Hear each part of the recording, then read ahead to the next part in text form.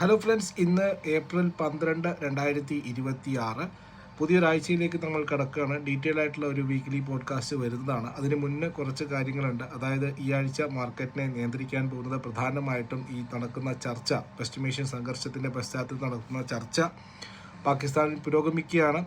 ഏത് തരത്തിലുള്ള ഡിസിഷനായിരിക്കും അവിടെ നിന്ന് വരിക എന്നുള്ളത് മാർക്കറ്റിനെ ഈ ആഴ്ച നിയന്ത്രിക്കുന്ന പ്രധാനപ്പെട്ട ഘടകമാണ്. അതിന് പുറമെ ക്രൂഡിൻ്റെ വില ഏതെങ്കിലും തരത്തിൽ വീണ്ടും യുദ്ധം അല്ലെങ്കിൽ സീസ് ഫയർ ബ്രേക്ക് ചെയ്യുകയോ ഏതെങ്കിലും തരത്തിലുള്ള ആക്രമണം വീണ്ടും ഉണ്ടാവുകയാണെങ്കിൽ ക്രൂഡ് ഓയിലിൻ്റെ വിലയിലുണ്ടാകുന്ന വർധനവ് ഇന്ത്യൻ മാർക്കറ്റിനെ തീർച്ചയായിട്ടും പിടിച്ചുലക്കാൻ സാധ്യതയുള്ള ഒന്നാണ്. അതേസമയം ഇന്ന് നല്ല കാര്യങ്ങളാണ് അവിടെ നിന്ന് വരുന്നതെങ്കിൽ ഒരു അനൗൺസ്മെൻറ്റും കാര്യങ്ങളൊക്കെ ട്രംപിൻ്റെ ഭാഗത്ത് നേരിട്ടുണ്ടാവാനും മതി. അത് വരികയാണെങ്കിൽ സ്വാഭാവികമായിട്ടും മാർക്കറ്റിനെ അതൊരു ട്രിഗർ ചെയ്യും, പോസിറ്റീവായിട്ട് ട്രിഗർ ചെയ്യും. ഇപ്പോൾ വീക്കിലി ബേസിൽ വളരെ സ്ട്രോങ് ആയിട്ടൊരു ക്ലോസിംഗ് ആണ് നമുക്ക് കിട്ടിയിരിക്കുന്നത്. 24,050 നിഫ്റ്റി ക്ലോസ് ചെയ്തിരിക്കുന്നത്. നമുക്ക് അടുത്ത പ്രധാനപ്പെട്ട ഒരു റെസിസ്റ്റൻസ് സോണായിട്ട് നിഫ്റ്റിയെ സംബന്ധിച്ചിട്ടുള്ളത് 24,300 മുതൽ 24,500 വരെയുള്ള 200 പോയിന്റിലാണ്.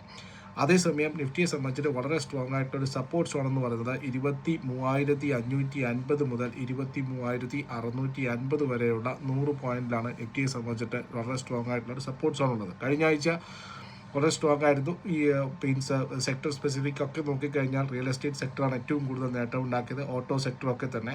വെള്ളിയാഴ്ച മാർക്കറ്റ് ക്ലോസ് ചെയ്തതിന് ശേഷമാണ് ഹരിയാനയിലെ അൺസ്കിൽഡ് വർക്കേഴ്സിൻ്റെ വേജ് റേറ്റിൽ വർധന ഉണ്ടായിരിക്കുന്നത്. അത് ഓട്ടോ കമ്പനികളെ ചിലപ്പോൾ പ്രതികൂലമായിട്ട് ബാധിച്ചേക്കാം. മാരുതി അടക്കമുള്ള കമ്പനികളെ തിങ്കളാഴ്ച അത് സ്വാഭാവികമായിട്ടും എഫക്റ്റ് ചെയ്യും.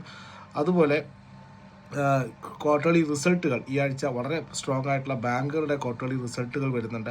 ആക്സിസ് ബാങ്ക്, ICICI, HDFC പോലുള്ള പ്രധാനപ്പെട്ട ബാങ്കിങ് ഭീമന്മാരുടെ റിസൾട്ടുകൾ വരുന്നു. ഇത് ബാങ്കിങ് മേഖലയുടെ മൊത്തം Q4 റിസൾട്ടിൻ്റെ ഒരു ഗൈഡൻസ് ആയിരിക്കും. അത് പോസിറ്റീവായിട്ടാണെങ്കിൽ ബിസിനസ് ഗൈഡൻസ് ഒക്കെ തരുന്നത് പോസിറ്റീവായിട്ട് തന്നെയാണ് വന്നിരിക്കുന്നത്. ബാങ്കുകളുടെ ആ റിസൾട്ട് കൂടി ഒരു പോസിറ്റീവ് ഫിഗറിലേക്ക് വരാനുള്ള സാധ്യതയുണ്ട്. അങ്ങനെയാണെങ്കിൽ മാർക്കറ്റിൽ ഒരു അപ്സൈഡ് മൂവ് എന്ന് പറയുന്നത് 24,300 to 500 ഒരു പ്രധാനപ്പെട്ട ക്യാപ്പാണ്. അത് ബ്രേക്ക് ചെയ്ത് വളരെ പോസിറ്റീവായിട്ടുള്ള ഏതെങ്കിലും തരത്തിലുള്ള യുദ്ധം, ഈ സീസ് ഫയറും കഴിഞ്ഞ 20 ദിവസത്തിന് ശേഷവും യുദ്ധം ബന്ധാവും എന്നുള്ള തീരുമാനങ്ങളോ മറ്റോ ആണെങ്കിൽ സ്വാഭാവികമായിട്ടും നിഫ്റ്റിയെ സംബന്ധിച്ചിട്ട് പോസിറ്റീവ് ട്രിഗർ ആയിരിക്കും. ഇതുവരെ ഇപ്പോൾ ലേറ്റസ്റ്റ് ആയിട്ട് അറിയാൻ സാധിച്ചത് ക്രിട്ടിക്കൽ ആയിട്ടുള്ള പോയിന്റുകളുടെ മുകളിൽ ചർച്ച നടക്കുന്നതേ ഉള്ളൂ. അതായത് യുറേനിയം സമ്പുഷ്ടീകരണം, മറ്റുള്ള രാജ്യങ്ങളുടെ മേലുള്ള ആക്രമണം, ഫണ്ടിങ്, അങ്ങനെയുള്ള കാര്യങ്ങളിൽ പ്രധാനപ്പെട്ട ചർച്ചകൾ നടന്നുകൊണ്ടിരിക്കുകയാണ്. അപ്പോൾ ഏതെങ്കിലും തരത്തിലുള്ള നെഗറ്റീവ് കാര്യങ്ങൾ സംഭവിക്കണമെങ്കിൽ ഈ സമയത്താണ് ഇപ്പോൾ സംഭവിക്കേണ്ടത്. അതായത് ക്രിട്ടിക്കൽ കാര്യങ്ങൾ വരുമ്പോഴാണ് ആ ഒരു ചർച്ച മാക്സിമത്തിലേക്ക് വരുന്നത്.